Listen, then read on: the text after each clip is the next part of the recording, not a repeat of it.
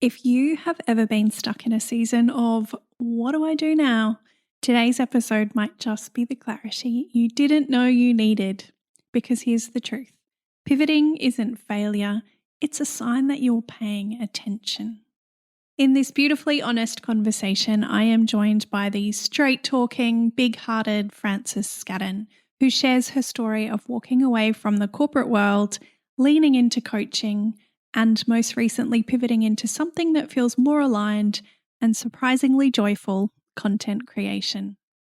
Frances opens up about the emotional rollercoaster of changing direction, especially when others have opinions, the power of saying this no longer works for me, and how we can redefine visibility in a way that feels safe, supportive, and truly us. This one is for you if you are navigating change, questioning what's next, or quietly dreaming of doing things differently.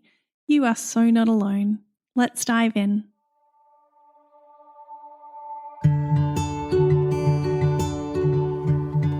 Welcome to the Light Seekers Lounge.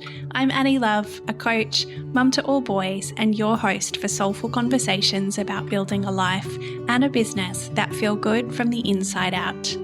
Here we talk about mindset, money, and what it means to keep seeking the light and finding joy, even when life or business feels hard. So sit back and settle in. I am so glad you're here.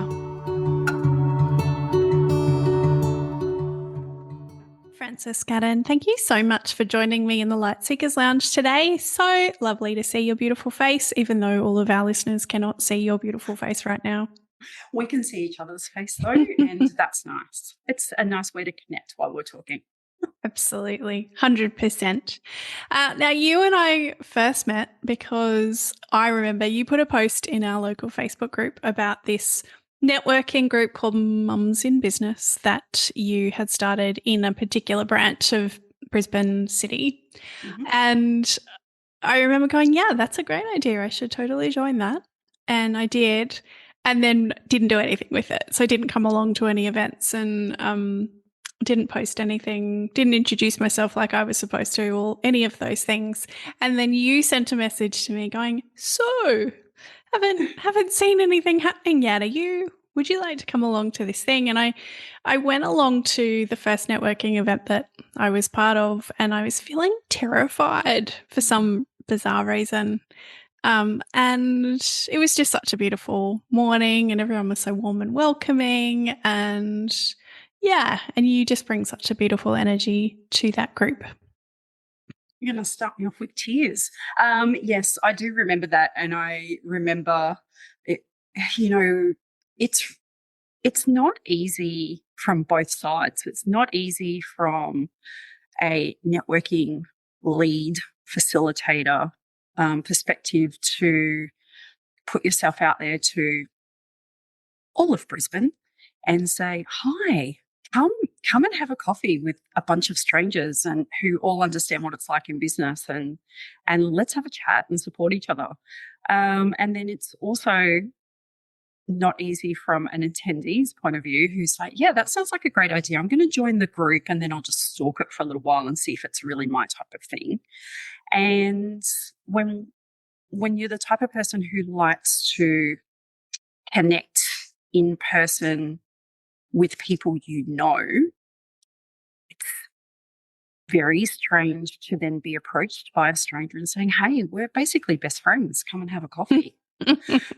You'll be fine. Don't worry. You're going to be really safe. And I'm sure there are many women in Brisbane that have now seen my name, reaching out to them and gone, who is this crazy woman telling me to come and network? No, we're not best friends. We've never met before. How do I know that this is going to be what I want and beneficial to me? So it's a really strange thing to actually get started. But once we got there, and once we were all, having a chat, and it just sort of collected some momentum, and everybody was really welcoming and is still really welcoming and warm. And we may not see each other for a month or 2 months, depending what we've all got going on. But it's kind of that group where when you do see each other again, it's like you just had coffee last week. Absolutely. Yeah, it's an easy, but I think the one thing that kind of stood out for me was that power of invitation. I've had something else happen this week that has just highlighted that again for me. And I think it can just be so powerful to reach out to somebody and say, hey, been thinking about you. I've got this thing that you might be interested in. And it's not about being salesy or pushy or whatever, but it's just that beauty of being thought about being of. human. Yeah, and that I connection. think, so much has changed, hasn't it? And connection and being human and interacting with each other and just basic communication has the meaning and the behavior around it has changed so much. So it's even more important than ever to be doing it. And yet I feel like we're doing, and when I say we, the collective world, we're all doing a lot less of it. But it is, isn't it just the nicest feeling when somebody reaches out and lets you know they're thinking of you? Definitely. And I think, we all deserve to know that someone's thinking of us at some stage. Definitely. And just that power of in-person connection and, new best friends that you didn't realize you had. And like you said, the invitation, sometimes, actually a lot of these times, I think about the invitations that I get as well.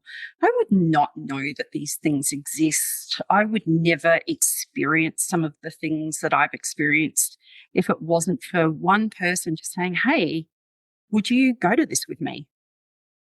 And a lot of those really basic invitations have led to a lot of great experiences.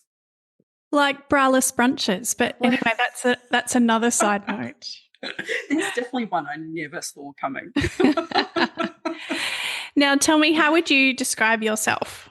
Don't we all find this question really difficult to talk about ourselves? I would describe myself as a straight shooter, a little bit tactless, but a lot of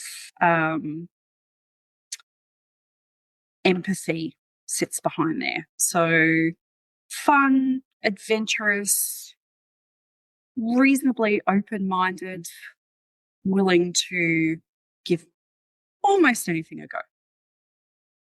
I think that sounds amazing. I would say also you are very big-hearted and generous, and you're a Gemini like me, so you must be a legend. Absolutely, we're the best. We tell each other that all the time, don't we? Yeah. And a dog mum as well as a human mum, and a grandma now. Yeah. And a great aunt now. I'm a great aunt too now. Just in the last couple of weeks. Aunt. Yeah, no. I think I'm about 12 weeks in. The greatest aunt of all time. Yeah, it's great. It's great. Very good. Now, you have had a few pivots in your time. Could you share with us maybe around your leap from corporate life to having your own business? So when I can now sit here in a calm, slightly calm, quiet space, I can think that this was always going to happen.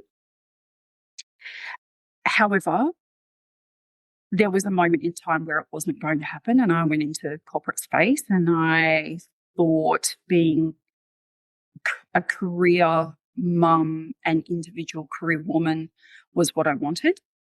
And I thought I wanted that in very prestige corporate spaces. And I wanted to wear a suit every day, and I wanted to be taken seriously. And I wanted to work with the type of people that you imagine fall into that category as well. And I got it. And I kept thinking that there was something wrong with me in each of my corporate roles because, yes, they were somewhat prestigious, though you get behind the scenes and you think this really isn't that prestigious. Wearing a suit is actually really uncomfortable in Brisbane summers, so it's not as good as it's made out to be. And it's expensive. And laughter and joy did not seem to be part of the position description. And I guess I never thought about those things when I went into it. So for quite a while, I kept thinking, oh, I haven't found the right job. I haven't found the right job. And then I thought, oh, no, it's got to be me, because I keep finding these different corporate roles that I would enjoy for a while and then didn't. And owning a business had always been a dream. My mum had owned a business, so and my dad had as well, actually. And so I guess it was always there. And then the dreaded C in 2020, COVID hit. And even though we were still working in corporate, now able to work from home, everybody's talking about the end of the world and there'd be no more work. You know, it was almost like there's not going to be any jobs. There's not going to be a world to service in these type of jobs anymore. So I thought, right, well, it's now or never. I'm going to do the things I'm interested in. So I studied nutrition coaching, used my spare time when I wasn't working and I wasn't training gym-wise in the garage downstairs to study. And I think when I finished that was probably about 2 weeks afterwards. I totally forgot to actually talk to my husband about this. I just got swept up in it all. And I went on to, ASIC, and I created a business name and registered an ABN. And next thing I know, I'm talking to my husband about a business I'd started. And he's like, what? He's like, how much is this going to cost? I'm like, oh, it's nothing, because it's just, it's a hobby and I'm already we've got an office, got the laptop, got everything I need. And, but that's kind of how it all started. And, obviously, corporate offices opened back up. And I got in there and just was reminded that the skills that I have, the type of person that I am, and the dreams that I have they don't fit easily into the corporate space, which meant it wasn't a space I could wake up and be slightly excited about going to every day. So I created or had plans to create what did suit my dreams and the lifestyle I want, and my husband and I, and knowing I'm becoming a grandmother and all of those things. Beautiful. And how has the business shifted over that time since you started? It's definitely shifted because, as I said, I started off with nutritional coaching. I was in the bodybuilding space then, and so I've also had, some gut issues for a long time and those sorts of things. So nutrition I was very, very interested in. But I was interested in it more from a personal space, and I realised that's not necessarily the right way to be running a business. So I moved into the next logical step for me, which was life coaching. And, I just really enjoy, and I know you and I have talked about this before, there's just something really beautiful about watching women see that they can do the things that they want to do, and that actually, I guess, our biggest challenge is ourselves and not all of the other things around in the world that we think are stopping us. So I did really enjoy life coaching. However, what I was finding earlier this year was that I was not only coaching, but I was almost wanting to do it for them. And so I was taking a lot of it on, and I was thinking about it constantly, what was happening in these women's lives. Is a month between conversations, is that a good thing to leave them alone to be doing their part of it that long? Should I be speaking to them more often? So I'd just be thinking about it all the time. And then, the other thing that I forgot was that I still have a life amongst that, and I still have family members, and I have, then a grandson and a dog that's aging, and my mum aging, and, all of these things going on, and it just all felt too much. And I wasn't able to give nor step away how I needed to be able to do that. Mm. And so thanks to a couple of people, I was able to do that in a softer way than I probably would have if I was left to my own devices. Because we just want to burn it all down, right? Like, I was definitely starting to burn it down. I was starting to burn it down. And, hiding is the very first thing that I want to do. Even as a Gemini who loves to be around people, I also love to go and hide. And so that's what I wanted to do. But I was going to burn it down from a distance where nobody could talk to me or get to me. But over social media, I was going to burn it all down. Or just stop, just turn the website off, shut it down, and I don't exist anymore. Fade out. Yeah. be the type of person, bit like, Elvis. Does she exist? Does she not exist anymore? She's still around. So that's what I was on my way to do. I love that. A couple of things came up for me. I remember a few years ago, and I won't be able to credit, I can't remember who it was, but talking about coaching a bit like being a midwife. And if you can picture the coach that wants to do it for you is like the midwife who goes, oh, no, it's like, get out of the way, I'm going to deliver this baby for you, rather than supporting and empowering them to deliver the baby. And I just thought that was such a beautiful analogy, because it's really important as a coach to have really strong boundaries, because otherwise we can't, I definitely have had moments, I think I'm very good at boundaries, but I've definitely also had moments of like thinking about a client at 2 a.m. and something that I might talk to them about and blah, blah, blah. Yeah. It's hard not to. Again, we're human, and I don't think too many people go into, no matter what their job is, they don't go into it to just go do the basics of the job and step away. And then even if they might be that way inclined, when you're with humans and you're feeling connections and you attract the certain type of people that are right for you, of course you're invested. So, it's definitely, it's an awareness piece, and it's something that I, no matter the role that I'm doing, have to remind myself all of the time. Here is my part, there is their part, and we can do this together, but we don't do it for each other. Yeah, absolutely. Something else that came up was thinking about you with alignment. So I can hear in the corporate roles, it's like not quite finding the right fit for what role you really wanted to be doing that felt in alignment with you and your values, and then moving into business and then finding what that alignment is again.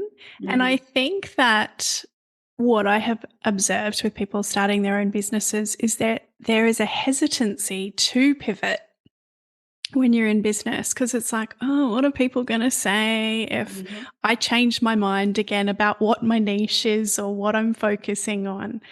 But the truth is that we are human, and I think we do notice things. If we are intuitive, if we're noticing the things that are going on for us, and that alignment is really important. But it's also really important to try things along the way, because otherwise we don't find out what is in alignment. Absolutely. There was a really long time that, I would say, it's funny, from the different coaches that I've kind of had over the past few years, I never thought of myself as a spiritual person. And I'm talking, anywhere up to 25 years of age. I never thought of myself as being a spiritual person. And I didn't, I was a young mum, so I wasn't really paying too much attention to how I was feeling or what was really going on in that way. I was too busy focused on my children and external factors that were going on. So it took a long time to really even think about or allowing myself to think that I was spiritual or intuitive. And again, hindsight, amazing. I can look back and think I was changing and pivoting. Pivoting is literally my middle name. I've been doing it. It's actually probably should be my first name, not my middle name. I've been doing it forever. Hobbies, dancing, horse riding, gymkhanas, bodybuilding, powerlifting, tried running, basketball, volleyball, which I'm saying all of these things. I never considered myself sporty either. There was surf lifesaving for a while there. Just tried anything I could that what I now know was really kind of lighting a little fire in me going, ooh, I think I like this. I don't know. And, some of it was the sensory that I liked about it. So surf lifesaving was the water and the beach and the sun and, even gymkhanas and horse riding was about being outside. And I do love horses. So horses do really bring this, just a really gentle feeling for me. So it was about that. So now I can look at all of those things and with awareness of talking alignment, understanding what spiritual means, intuition means, I have a better understanding of those things and now know that I'm pivoting. And I'm doing it because my values shift or my desires change. And those things come along with either, having children, getting married, the person that you're with. I'm not with my children's father, so I'm remarried and they're obviously very completely different men. My values and my desires have changed over that period of time. Jobs. Each one of those jobs had something I loved about it, but I never, ever, ever knew what it was I wanted to be when I grew up. It was never someone that could answer that. I was always sort of influenced by the people around me. Oh, you listen to Frances talk like this, she'll be a teacher. Oh, look at all the creativity, she's going to be a hairdresser. So they were the two things that I thought I was going to be, either a hairdresser or a teacher. And I had an interview straight out of school. I had an interview for Stefan as an apprentice, and I just didn't get on the train. I stood at the train station to get there, and the train pulled up. I'm like, I don't want to do this, and walked away. Like this, I can see all these sliding door moments, but I think that's one thing for me that I personally have absolutely no issue or no challenge around changing my mind and starting something else. Yeah. But I am aware that it makes people around me very uncomfortable. And so they question me a lot on it. And even, my most recent pivot, and you and I talked, and I still want thank you for that. But our conversation really showed me that I thought I was somebody that didn't worry too much about what other people think, but clearly I do. Very certain people, the ones who mean the most to me. And so I really didn't want to pivot because not only to prove something, but I didn't want to make them uncomfortable. Yeah, and it's so important to notice those things. And it doesn't have to, that doesn't have to be a terrible thing that someone's opinion matters to you. No. But it's more about, okay, well, whose opinion is more important to you right now? Is it yours or is it theirs? And how do you pivot, or how do you tweak and change and adjust, or how do you approach that conversation? But noticing is really important to start with. And I think it is also that it's such a good point to think of it like that it is okay that there are some people in the world that their opinion matters. It's what we do with that. It's how we let that affect our decision making. And it's also then the conversations that we have with them, isn't it? Is this making you uncomfortable because you're worried that, there was a conversation that I needed to have with my husband. Are you worried that I'm not going to make a success, or, is this business not going to work? Or are you worried about, and when you have those conversations, I was lucky enough to be able to find out that they were just worried about me. Mm. But when I initially knew it was going to make them uncomfortable, I thought it was because they thought I was wasting time and I wasn't making responsible decisions. These are all assumptions that I was making. And it could have potentially stopped me from making the decisions I did, and instead just blowing everything up and going and hiding and sitting in a fetal position in the corner, rocking backwards and forwards and spending my days crying and watching Netflix. Or going back to corporate. Yeah, I'm still not, I can't even say that sentence. I'm not putting that out there. That is never happening. Fair enough. So I feel like your current pivot was almost like once you put it out into the universe, felt like oh, of course that's what she's doing. It made so much sense. It seemed so natural. And yet we have to go through these really uncomfortable processes to get to the gold, right? Yeah. So please share with us what you are now doing.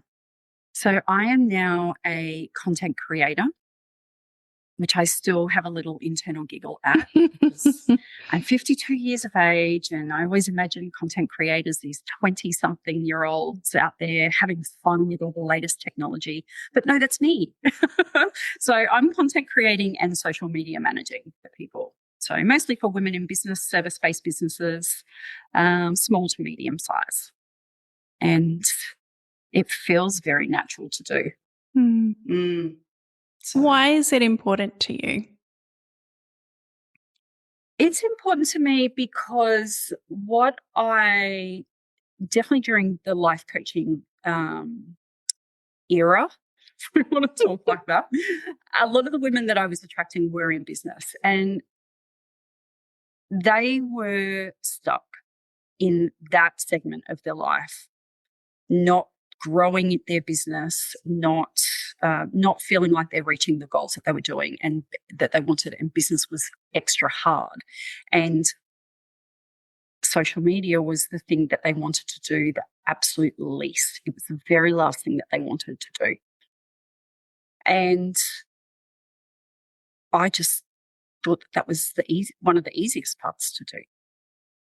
So knowing how important it is to be visible when you're a businesswoman, but also knowing that you get to choose how visible you are and what being visible means.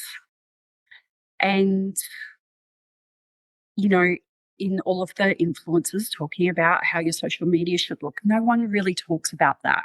No one really talks about it. You still get to have some choice there, and you get to decide what being visible means and how much of yourself you share or don't share, or what you share, what you don't share. So that was one of the reasons. But the overall arch, the backbone reason, I suppose, is what it's always been for me. And that is, I grew up watching and listening women be very quiet, very look pretty, do what you're told, be seen, those sorts of things, and very traditional roles. But also hearing, as a child, you hear your mom and women around you speak about their dreams. And I could never really understand why they just weren't talking about it, why they weren't just going after it. And I still hear that. Just, it might be a little bit different. We're not all saying that knowing that we've got to be in the kitchen with an apron and making sure dinner's on the table. So there's different reasons that we keep ourselves small and hidden, but I'm still seeing it and I still hear it. And I hear the conflict between that and the desires and the dreams. what I've learned by leaving life coaching is that I cannot help women achieve all of their visibility or all of their confidence to speak up. But this one part, I very confidently can do for them. Mm. And yeah, that's why it's important. I love that. I think, you're so right that, probably the content creators are mostly in their 20s, and it does feel very foreign to us in that older era of life to be creating content, keeping on top of trends, and putting ourselves out there. And yet, we could have the best business in the world. We can be providing the most amazing services. And if no one knows about us, then it's a little bit pointless. So I think you bring such a beautiful partnership to the people that you work with in helping them, in essentially holding their hand and boosting them up and going, this is how we can work together and do this and create that visibility in the world in a supportive way, in a way that aligns with their values so that they feel okay about what's being put out into the world. And yeah, thank you. That's so great to hear from somebody who's kind of watching what's going on. I think we do feel, when we're, I don't know, in business, that we need to do so many things, right? And as women, we do tend to kind of take that on anyway. It's a bit of a mothering type of instinct that we have. Let's do all of the things and let's not ask for help. Let's look like we've got everything all together. Let's look like we're in control, and let's still achieve our health and all of those other goals that we think we need to achieve. All of those as well. Let's do it all, and let's not ask for any help. And yet we find ourselves doing so many things we absolutely really don't like. And one thing I have definitely learned over my career is doing something you don't like doesn't achieve the best result. So you're almost wasting your time. You're not spending it wisely. You're not getting the most bang for your buck, enjoyment, experience, success, all of those sorts of things. And I feel that's, this isn't really a gender thing. It's just that I understand the women component of it. A lot of the women who go into business are also doing some heartfelt business to support others. Mm. And yet they're not being seen. And they've got such great skills, such great capability, desire to help others, and things that others need. And we can't buy it. We can't have it. We don't know it exists because we don't know they exist or that they are doing what they're doing. And that's sad for everybody. Yeah. Absolutely. So what advice would you give someone who might be feeling in that let's burn it all down, stuck feeling moment? The very first thing that I would say to do is to shut the laptop and put your phone in a box or give it to a friend and stay right off of social media. Which seems a little bit ironic because here I am talking about being a content creator and saying being on social media. But it's so easy to become a keyboard warrior and jump on and blurt out a sentence that you're feeling, it not really giving full depth of the situation. And of course, you're going to get hit and bombarded by all of your friends and all of your family and all of the people that worry about you. And then you've got to explain over and over. And social media just isn't the place to do that. Social media is a tool, but it's not where you connect and share and heal whatever's going on. Mm. So It's kind of like sharing from the scars, not the while you're in the middle of the wound. exactly, Yeah. exactly. And until you really know what's going on, it's best just to quieten the mind and quieten social media as well. So just don't shut everything down. Just shut the laptop and shut the phone and social media down. And then I think it's really just about breathing, taking some deep breaths, have a shower, go for a swim, do as much of those really basic things that you can do, and then find somebody that you can actually talk to. So in my most recent pivot, Annie, you were one of the people that I spoke to. I also spoke to another amazing woman that we met during the Mums in Business networking. And you were both two very different people, and it gave me exactly the space and, the love and support that I needed from two different ways. And I had to be really honest about what I wanted, really honest about what was going on. And, as you know, I definitely spoke to you about that. I didn't want to tell a lot of people what was going on. Those closest to me, I didn't really want to tell. And that's why it's important to make sure you've got somebody you can. So I always say it's better out than in. So if you can get what you need to say out, a lot of the time that can just solve the problem itself. When we've got it all stuck inside our body, it just becomes toxic and poison and loops around in our head and becomes actually something that it didn't need to be.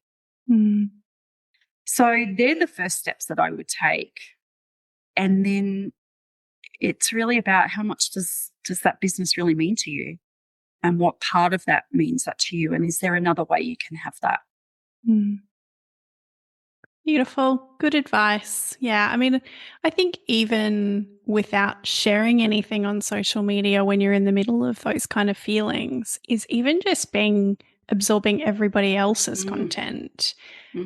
It's so noisy, and it just doesn't give us enough brain headspace to think, to have our own thoughts. And so I think you're so right. Like, I think being able to put that away for a little while and just give yourself a little bit of a tech-free zone definitely helps. And, a little bit of Netflix and a bar of chocolate and a glass of wine can't hurt either. Definitely not. and a walk with dogs. And, oh, yes, of course. Nature's always the best tool. And movement, I mean, we all know how good that is for us. Yeah, absolutely. Yeah. If you look back at your younger self, what do you think she'd be most surprised about right now? I think she would be surprised that I this is going to sound terrible. I think she would be surprised that she has been married as long as she has. Because she was always told that she couldn't stick to anything. So, so I think she would be surprised at that. I think she would also be surprised that I don't dance as much as she thought I would. She thought there would be a lot more dancing. She wouldn't be surprised that I've been on stage in some way. And I think that's probably all. I think she'd be pretty happy with the rest of it. I'm sure she's happy enough that you're committed to your husband. Oh, absolutely, yes. And if you're listening, yes, I love your husband. Yeah, no, of course. I think she'd just be surprised. Yeah, too funny. All right, I'm going to ask you some rapid fire questions that I ask all my guests. How do you find joy when life feels hard? A hug from my husband, a morning walk with my dog, a FaceTime with my daughter and my grandson, feet in the pool, and now sitting in the sunshine.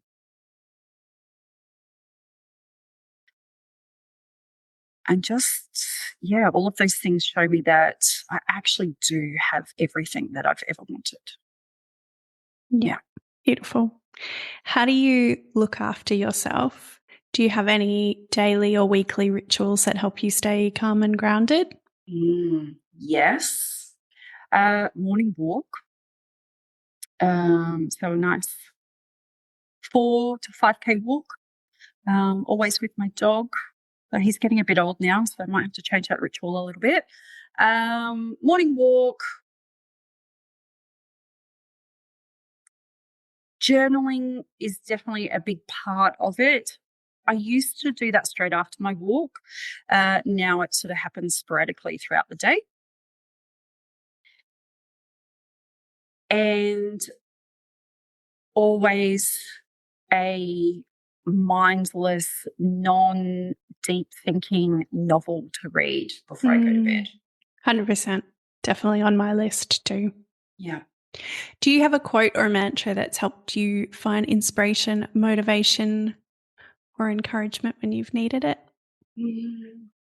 Look, there's been many that have popped up along the way, but none of them that stick to mind or come to mind. The only one that really does pop into my head always is everything happens for a reason. And that saying evokes lots of different emotions sometimes. One is just pure anger and frustration. Yes, it might, but I don't know what it's about. But it all ends up being true. You know, it all does happen for a reason, and there has to be a little bit of faith that whatever the power is, it's doing what it was supposed to do. Yeah, 100%. It's a bit of a surrender in that. I always have a second part to that statement, which is everything happens for a reason, even if we don't know what that reason is right now. Yes. Which kind of helps me with that surrender bit. I found human design years ago, and the coach that really talked to me about human design explained to me, because of my design type and my profile lines, there might be some of those things that I never actually get the answer to. And so I have to surrender to that. That one's not so easy, but not always knowing why it happened the way it happened. But I'm getting a little bit better at that. Yeah. It's funny, like, you know, probably this is potentially going to the next level of spirituality, but I often think, oh, that's probably something I'll find out after I've died, you know, afterlife or whatever, why that happened in my life. I'm hoping so. I'm hoping someone's going to give me a list going, you know, that thing? Yeah. Right, this is why. That'd be great. Or I'm going to start thinking like that too, and I can then just imagine going, oh, it's okay, you're going to know what it is. Yeah, totally. Yeah. I have a Mama Love mixtape playlist on Spotify. Yeah. What song can I add to it for you? What lifts your spirits? A diverse range of music, but it's going to be It's My Life by Bon Jovi. Cracker. I don't think anyone's ever added that before. Yeah. Right. Yeah. I want to see some footage of dancing later on. Okay. I'll remember to put my my phone up somewhere, and I'll get a bit of dancing going on. Great. Okay. Hope so. Tell me, what are you working on at the moment, or what's coming up for you? Oh, well, doing lots of event content creating for people at the moment, hence the braless brunch that's just happened. So that was lots of fun creating that. But I am off to a retreat this weekend, and I am going to soak up the sun and at the same time actually sit down and think about what's next for my business and content creation. Big things. I feel like big things are coming. I just need the space to work out what they are. Yeah, we need to carve out that time to work on the business rather than always be in it. Absolutely. And I'm excited. This is my first retreat to ever go to, so I get a bit of me time and I get to work on the business. Beautiful. So who knows what's coming? Can't wait to hear. We'll know when we're meant to know. We will. We will. How can we connect with you or continue to follow your work? Can connect with me on Instagram, so at Frances Scadden. And Facebook as well is under my personal name, Frances Scadden. And you can connect with me on LinkedIn, again, at Frances Scadden. Beautiful. I will add all of those to the show notes. Beautiful. Thank you so much for coming and chatting with me today. Thank you for going through the uncomfortableness of working out what felt in alignment to come out and help other women be more visible and help them share their magic in the world as well as your own. You're a beautiful human and I'm very glad to know you. I appreciate you. And one of the most wonderful things that came out of that networking group was the fact that we've managed to have so many brilliant conversations. So thank you. Pleasure. Thank you. Thank you so much for being here in the Light Seekers Lounge with me today. If this episode resonated with you, I would so love it if you could share it, leave a review, or come and say hi to me over on Instagram at annielove.coach. Until next time, keep seeking the light.